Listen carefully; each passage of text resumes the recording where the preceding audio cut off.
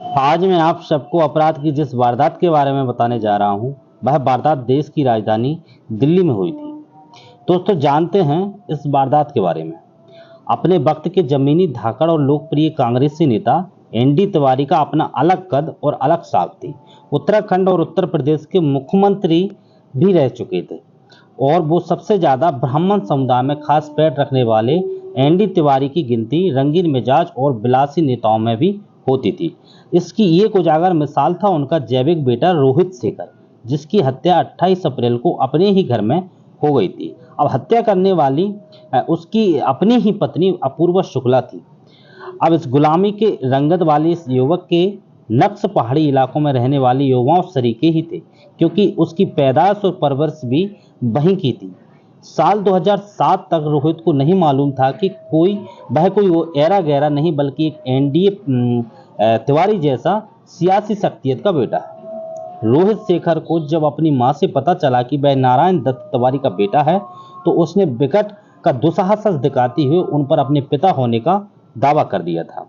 अब रोहित की मां उज्ज्वला शर्मा कभी एनडी तिवारी की प्रेमिका हुआ करती थी, जिन्होंने तन मन से खुद को उन्हें सौंप दिया था। इस प्यार की बदौलत रोहित शेखर जिस कोर्ट के आदेश के बाद एनडी तिवारी ने अपना माना था उज्ज्वला गर्भवती हुई, तो एनडी तिवारी है सोचकर घबरा उठी कि कहीं वह होने वाली संतान को लेकर हल्ला न कर दे, क्योंकि वे पहले से शादीशुदा थे और पत्नी सुशीला से उन्हें कोई संतान नहीं हुई थी, जिनकी मृत्यु 1991 में हो गई थी। कभी पैसे से दिल्ली विश्वविद्यालय में संस्कृत की शिक्षिका रहीं। उज्ज्वला खुद भी कांग्रेसी कार्यकर्ता और छोटी मोटी पदाधिकारी थी, इसलिए एनडी तिवारी के रसूख से वाकिफ थी। उज्ज्वला एक हद तक ही एनडी तिवारी पर दबाव बना पाई थी कि वे उन्हें पत्नी के रूप में स्वीकार कर लें और होने वाली संतान को भी अपना नाम दें। उज्ज्वला के पिता प्रोफेसर शेर सिंह कांग्रेस के जाने माने नेता थे और पंजाब सरकार में मंत्री भी रह चुके थे। दरअसल उज्ज्वला अपने पति बीपी शर्मा को छोड़कर अपने पिता के घर आकर रहने लगी थी। उनकी गोद में पहले पति से पैदा हुआ 2 साल का बेटा सिद्धार्थ भी था। अब एनडी तिवारी से उज्ज्वला की पहली मुलाकात 1968 में हुई थी, जब वह कांग्रेस के अध्यक्ष थे। उज्ज्वला की खूबसूरती पर वह मनमिटे थे। एनडी तिवारी लगातार उससे प्रेम निवेदन करते रहे और अंततः पहली बार 1977 में दोनों के पहली बार शारीरिक संबंध बने। एनडी तिवारी जानते थे कि अगर वे उज्ज्वला के दबाव में आ गए तो इतनी बदनामी होगी कि वे फिर कहीं के नहीं रहेंगे। लिहाजा उन्होंने अपनी इस प्रेमिका को भाव नहीं दिया और यह समय था जब एनडी तिवारी का कैरियर और शोहरत दोनों सवाब पर थे। उनके एक इशारे पर किसी का भी कुछ भी बन सकता था और बिगड़ सकता था। उज्ज्वला को समझ में नहीं आ गया थी कि बेवजह का हल्ला करने से कुछ भी हासिल होने वाला नहीं है। उल्टे है जरूर हो सकता है कि वह इस दुनिया में कहीं किसी को नहीं दिखे। अब उन्होंने एनडी तिवारी का रास्ता छोड़ दिया। इस समय चूंकि वह गर्भवती थी, इसलिए रोहित को पिता के रूप में मां के पहले पति का ही नाम मिला। अब जो वास्तव में उसके पिता थे, इससे एनडी तिवारी ने भी चैन और सुकून की सांस ली। उज्ज्वला समझदार और चालाक थी। इस बात को लेकर वह हमेशा एक घुटन में रही कि एनडी तिवारी उनके यौवन से तो खूब खेले, लेकिन जब बात शादी की आई तो साफ साफ मुकर गए। अब समय और हालात देखकर वह अपनी गृहस्थी में रम गई, लेकिन एनडी तिवारी की बेवफाई और बेरुखी को वो कभी नहीं भूल पाई थी। समय का पहिया घूमता रहा और रोहित बड़ा हो गया। उधर एनडी तिवारी भी कामयाबी की सीढ़ियां चढ़ते रहे। वह भूल गए थे कि उज्ज्वला नाम की एक बला टरी नहीं है, बल्कि वक्ती तौर पर खामोश हो गई है, जो एक दिन ऐसा तूफान उनकी जिंदगी में लाएगी कि वाकई कहीं के नहीं रहेंगे। ऐसा हुआ भी कि शोर होते जब उज्ज्वला ने यह सब बताया कि एनडी तिवारी उसके पिता हैं, तो रोहित के दिमाग की नस रूठी और एनडी तिवारी से उसके नाना प्रोफेसर सिंह से के पारिवारिक संबंध थे। इस नाते वह अक्सर उसके घर आया जाया करता था, लेकिन उनके साथ सुरक्षा कर्मियों की फौज रहती थी। ऐसा भी नहीं है कि एनडी तिवारी उज्ज्वला को एकदम भूल गए थे। वे दरअसल उससे मिलने ही आते थे और रोहित को खिलाते भी थे और उससे अपने जमाने की हिट फिल्म नूरी के गाने भी सुनाने थे। अब यह जानकर कि वह एनडी तिवारी का बेटा है, रोहित मां की तरह अपने नाजायज पिता के रसूख और झांसे में नहीं आया।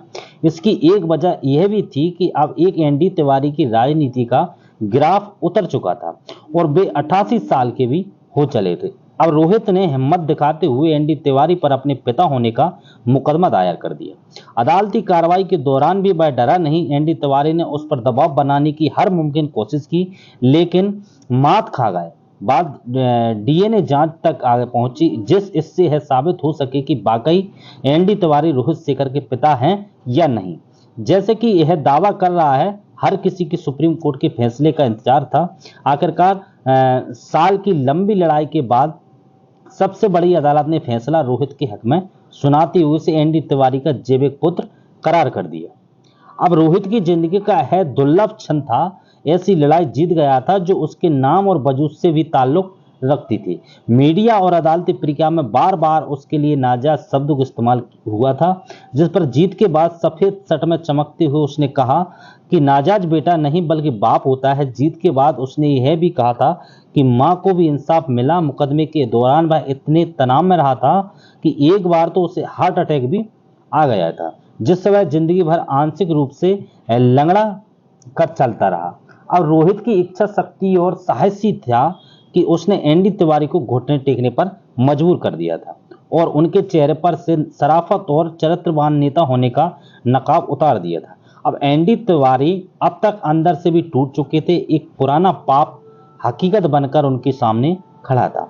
अब उनके सामने रोहित को अपने लेने के सिवाय कोई दूसरा रास्ता नहीं बचा था। यहाँ भी नेतागिरी दिखाने की बात नहीं आए और रोहित को गले लगा लिया। महत्वपूर्ण राजनीतिक पदों पर रहते एनडी तिवारी ने करोड़ों अरबों की जो जायदाद बनाई थी, अब रोहित उसका वारिस बन बैठा था। उसके दबाव के चलते ही एनडी तिवारी ने विधिवत वैदिक रीति रिवाजों से 14 मई 2014 को उज्ज्वला से शादी भी कर ली। इन दोनों की यह दूसरी शादी थी। कल के गंगू तेली उज्ज्वला और रोहित एक झटके में राजा भोज बन गए थे। अब सब कुछ सेटल हो गया था, तो एनडी तिवारी ने अपनी नई पत्नी और नाजायज से जायज बन चुके बेटे के साथ दिल्ली स्थित डिफेंस कॉलोनी में आकर रहने लगी। इस आलीशान हवेली की आलीशान जिंदगी रोहित को मिली तो वह बोरा उठा शौकिया शराब पीने वाला रोहित अब आदतन पियक्कड़ बन चुका था। वह अक्सर अपने नजदीकी लोगों से कहता था कि वह शायद दुनिया का पहला शख्स है जिसने अपने नाजायज होने की लड़ाई लड़ी। बहरहाल जिंदगी में डरे पर आ गई तो एनडी तिवारी ने रोहित को राजनीति में उतारने की सोची, क्योंकि तमाम बदनामियां और दुश्वारियों के बाद भी राजनीति से पूरी तरह खारिज नहीं हुए थे। यह वह दौर था जब उत्तराखंड और उत्तर प्रदेश में कांग्रेस बेहद कमजोर पड़ने लगी थी। यह भी सच है कि इन राज्यों में अगर कांग्रेस को कोई वापस खड़ा कर सकता था तो वह एनडी तिवारी ही थे। लेकिन राहुल और सोनिया गांधी ने एनडी तिवारी पर दाव खेलने का जोखिम नहीं उठाया। रोहित के मुकदमे से हुई बदनामी तो इसकी एक वजह थी, लेकिन एनडी तिवारी ने रोहित को कांग्रेस में जमाने की कोशिश की थी, लेकिन बात नहीं बनी। इसके बाद वह भाजपा की शरण में गए, लेकिन यहाँ के शटर भी उनके लिए गिर चुके थे। जब उन्हें समझ में आ गया कि अब कुछ नहीं हो सकता है, तो वह एक शांत जिंदगी जीने की कोशिश में लग गए। अब रोहित और उज्ज्वला ने अपना फर्ज बखूबी निभाया और बीमार एनडी तिवारी की सेवा की। 18 अक्टूबर 1925 को नैनीताल में जन्मे एनडी तिवारी की मौत भी 18 अक्टूबर 2018 को हो गई। अब मृत्यु से पहले वे मुंह देख चुके थे। रोहित ने अपनी पसंद की लड़की अपूर्वा शुक्ला से शादी कर ली थी। अपूर्वा मूलतः इंदौर की रहने वाली थी और पेशे से रोहित की तरह वकील है। इन दोनों की मुलाकात अक्सर सुप्रीम कोर्ट में होती रहती थी। अपूर्वा की पढ़ाई इंदौर में हुई थी। उसके पिता पीके शुक्ला इंदौर के नामी वकील हैं। इंदौर में फैक्ट्रीज के साथ अपूर्वा सुप्रीम कोर्ट में मुकदमे लड़ने दिल्ली भी जाने लगी थी। अब अपूर्वा एक मध्यवर्गीय परिवार की महत्वाकांक्षी और बेहद खूबसूरत लड़की है, जिसकी प्रैक्टिस कोई खास नहीं चलती थी। रोहित जैसा भी था, उसकी नज़र में बेशुमार दौलत का मालिक था, इसलिए उसने शादी के लिए हाँ कर दी। इधर रोहित की दिक्कत यह थी कि एक मशहूर शख्सियत का बेटा होने के बाद भी बराबरी के घराने की लड़की उससे शादी करने को तैयार नहीं होती, क्योंकि आखिरकार वह एक समय में नाजायज औलाद था। उम्र का 40वां पड़ाव छू रहे रोहित को भी अपूर्वा भा गई थी। दोनों एक साल से डेटिंग करने के बाद 11 मई 2018 को शादी के बंधन में बंध गए। अब दिल्ली के नामी होटल अशोका में हुई इस शादी में देश की कई जानी मानी राजनीतिक हस्तियां भी शामिल हुई। अब अपूर्वा एनडी तिवारी की बहू और रोहित शेखर की पत्नी बनकर डिफेंस कॉलोनी के उनके आलीशान घर में आकर रहने लगी। अब स्वास्थ्य कारणों से एनडी तिवारी बेटे की शादी में शामिल नहीं हो पाए थे। इस शादी में सब कुछ ठीक ठाक नहीं रहा था। एक ज्योतिष की सराय पर अपूर्वा की मां मंजूरा शुक्ला ने एक खास तरह की पूजा संपन्न कराई थी, जिससे बेटी का दाम्पत्य जीवन सुखी रहे। वरमाला के समय स्टेज पर भी काफी कुछ असहज दिखाई पड़ रहा था, जिसका खुलासा रोहित की हत्या के बाद हुआ। वह 13 अप्रैल 2018 का दिन था जब रोहित अपना वोट डालने के लिए उत्तराखंड के कोटद्वार के लिए अपने परिवार वालों के साथ रवाना हुआ। तो रोहित की शादी के बाद उज्ज्वला दूसरे बंगले में रहने आ गई थी, जो तिलक लाइन में स्थित है। उसके साथ रोहित का मुंह बोला भाई राजीव, जो उज्ज्वला के पहले पति का बेटा है, और उसकी पत्नी कुमकुम रहती थी। रोहित का सौतेला भाई सिद्धार्थ रोहित के साथ रहता था, और मां के दूसरे घर में चले जाने के बाद रोहित और भी बेलगाम हो चला जाता था। उसके पास बेशुमार पैसा खर्च करने के लिए था, जिसका वारिस वो लंबी कानूनी लड़ाई और बदनामी के बाद बना, लिहाजा उसने पैसों की कीमत नहीं समझी। एनडी तिवारी को उसी राजनीति में लाने की कोशिश नाकाम रही थी, यानी उसे अपने जैविक पिता के हिस्से की दौलत तो मिल गई, लेकिन शोहरत नहीं मिल पाई। अब डिफेंस कॉलोनी के इस बंगले के अंदर क्या कुछ हो रहा है, इसका अंदाजा बाहर किसी को नहीं था। बड़े लोगों के घरे में किस तरह का तनाव पसरा रहता है, इसका अंदाजा आमतौर पर कोई नहीं लगा पाता, क्योंकि लोगों को नजर पैसा आता है और सब कुछ है। लेकिन रोहित कोटद्वार में वोट डालकर 15 अप्रैल की रात को ही घर वापस आ जाता है। वो शराब के नशे में था, लेकिन पूरी तरह से धुत नहीं था। डिनर उसने परिवार के साथ किया। इसके बाद उज्ज्वला तिलक लेन और अपने घर चली गई। उसके जाने के बाद अपूर्वा और रोहित में किसी बात पर झगड़ा हो जाता है, जिसके दोनों मूड ऑफ हो गया। झगड़े के बाद रोहित ऊपरी मंजिल के अपने कमरे में सोने चला जाता है। अब अपूर्वा रोज की तरह नीचे की मंजिल के कमरे में सोई। बंगले की बत्तियां बुझी तो घरेलू नौकर गोलू और ड्राइवर अभिषेक भी अपने अपने कमरों में जाकर सो गए। भाई भाभी के आज के झगड़े के अनजान से अनजान सिद्धार्थ भी अपने कमरे में जाकर पसर गया, जिसने एक गंभीर बीमारी का मरीज होने के चलते शादी नहीं की थी। दूसरे दिन सुबह सभी उठकर अपने अपने काम में लग गए, सिवाय रोहित की, जो अक्सर देर से उठता था। चूंकि कुछ महीने पहले ही उसकी बाईपास सर्जरी हुई थी, इसलिए कोई उसके नींद में दखल नहीं डालता था। वैसे भी वह बीती रात कुछ दवार से लौटा था। इसने सभी को उसके देर तक सोने की उम्मीद की थी। अब किसी ने उसके कमरे में झांकने तक की जरूरत नहीं समझी। दोपहर ढलने लगी तो शाम हुई और 4 बजे गोलू किसी काम से रोहित के कमरे में गया तो वहां का नजारा देखकर घबराया। अब उल्टे पांव नीचे आ गया। उसने अपूर्वा को बताया कि साहब बिस्तर पर बेसुध पड़े हैं और उनकी नाक से खून बह रहा है। यह सुनते ही वह घबरा गई और उसने तुरंत उज्ज्वला को फोन करके रोहित की हालत से अवगत कराया। इत्तेफाक से उज्ज्वला अपने इलाज के सिलसिले से उस समय सकेत के मैक्स अस्पताल में गई हुई थी, इसलिए उन्होंने तुरंत अस्पताल की एम्बुलेंस डिफेंस कॉलोनी स्थित अपने घर भेज दी। एम्बुलेंस से अपूर्वा रोहित को लेकर अस्पताल आ गई, लेकिन वहां मौजूद डॉक्टरों ने चंद मिनटों की जांच के बाद रोहित को मृत घोषित कर दिया। अब इस मामले में चूंकि मेडिकल लीगल केस बनता था, इसलिए अस्पताल प्रबंधन ने इसकी खबर पुलिस कंट्रोल रूम को दे दी। यह मामला चूंकि थाना डिफेंस कॉलोनी क्षेत्र का बनता था, इसलिए कंट्रोल रूम ने थाना डिफेंस कॉलोनी को सूचना दे दी। पुलिस आई और जांच में पूछताछ में जुट गई। चूंकि मामला एनडी तिवारी के बेटे रोहित शेखर की संदिग्ध मौत का था, इसलिए पुलिस ने संभल कर काम किया। अपने बयान में उज्ज्वला ने रोहित की बाईपास सर्जरी होने की बात बताई और यह भी बताया कि उसके पिता की मौत भी ब्रेन हेमरेज से हुई थी। तो एक क्षण को तो पुलिस वालों का लगा है नेचुरल डेथ हो सकती है। अपूर्वा ने भी रात का एक घटनाक्रम दोहरा दिया। चूंकि मौत संदिग्ध थी, इसलिए पुलिस कोई लापरवाही न करते हुए रोहित के घर तक गई। मौत का है सबक उस समय यकीनन में बदलने लगा जब अपूर्वा ने कानून की दुहाई देते हुए पुलिस को घर में जाने से रोकने की कोशिश की। रोहित की लाश पोस्टमार्टम के लिए सौंप चुके पुलिस वालों ने जब रोहित के बेडरूम की तलाशी ली तो बिस्तर के आसपास तरह तरह की दवाइयां बिखरी पड़ी थी। रोहित के सभी परिवार वाले मौत को नेचुरल डेथ बता रहे थे, इसलिए पुलिस ने कमरे की सील कर दिया। अब पुलिस को पोस्टमार्टम रिपोर्ट का इंतजार था। जैसे ही रोहित की संदिग्ध मौत की खबर देश भर में फैली तो फिर चर्चाओं, अफवाहें और अटकलों का बाजार गर्म हो उठा। उसके बारे में तो लोग काफी कुछ जानते थे, लेकिन अपूर्वा के बारे में किसी को भी ज्यादा जानकारी नहीं थी। अब पुलिस को इतना तो समझ आ गया था कि अगर रोहित की हत्या हुई है तो इसमें किसी नजदीकी का ही हाथ है। 19 अप्रैल की रात जब एम्स के 5 डॉक्टरों की टीम ने रोहित की लाश का पोस्टमार्टम कर उसकी मौत को संदिग्ध बताया तो पुलिस या कार्रवाई में न केवल एक एक करके राज खुलने लगे, बल्कि 5 दिन बाद खुद अपूर्वा ने भी स्वीकार किया कि हाँ, उसने ही रोहित की हत्या की। यह बेहद चौंका देने वाली बात थी, क्योंकि हत्या में किसी हथियार का इस्तेमाल नहीं किया गया था और मामला रात का था, वो भी बेडरूम का था। किसी चश्मदीद के होने का तो सवाल ही नहीं उठता।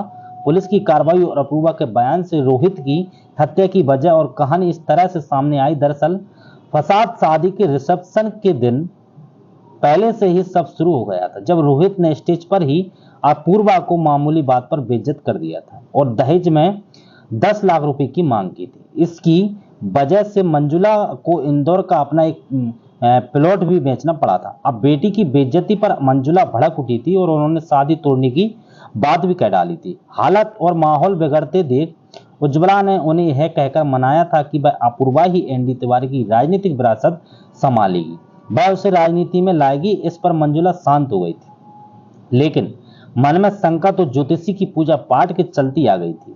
अपूर्वा जब शादी करके ससुराल आई तो बहुत जल्दी उसे यह साफ हो गया था कि रोहित कहने को ही रईस है, यहाँ तो उसके नाम जायदाद के नाम पर फटी कौड़ी भी नहीं है।